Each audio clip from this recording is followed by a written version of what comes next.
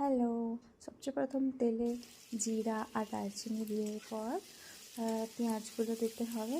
ভালো করে ভাজার পর ওইটাতে পেস্ট দিতে হবে, টমেটো, পেঁয়াজ, আদা, রসুন আর লঙ্কার পেস্ট।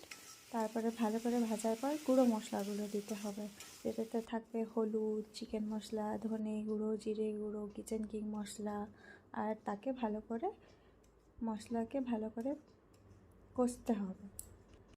মশলাটা হালকা ভাজা হয়ে যাওয়ার পর সেটাতে কাসুরি মেথি আর নুন দিয়ে আবার ভালো করে ভাজতে হবে। খানিকক্ষণ পর আবার জল দিতে হবে, কারণ যেন মশলাটা পুড়ে না যায়। আর কম আঁচে ভালো করে ভাজতে হবে মশলা।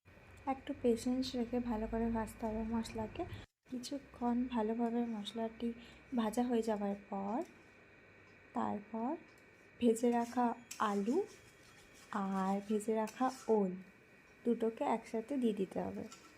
ওটা হাফ কুক হয়েছে আর আস্তে আস্তে এটাতে কুক হয়ে যাবে ভালোভাবে। কিছুক্ষণ ভালোভাবে নাড়াচাড়া করার পর ওইটাতে গরম জল দিয়ে দিতে হবে। তোমাদের কাছে ধনেপাতা থাকলে ধনেপাতাও দিতে পারো, খেতে ভালো লাগে।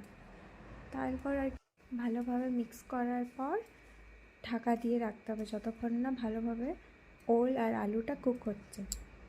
দেন আর কিছু না, ওয়েট করতে হবে যতক্ষণ না কমপ্লিট হচ্ছে। তারপর ঢাকাটা খুলে চেক করে নেবে কি কুক হয়েছে, দেন তুমি সার্ভ করতে পারো। Ta-ta, take care.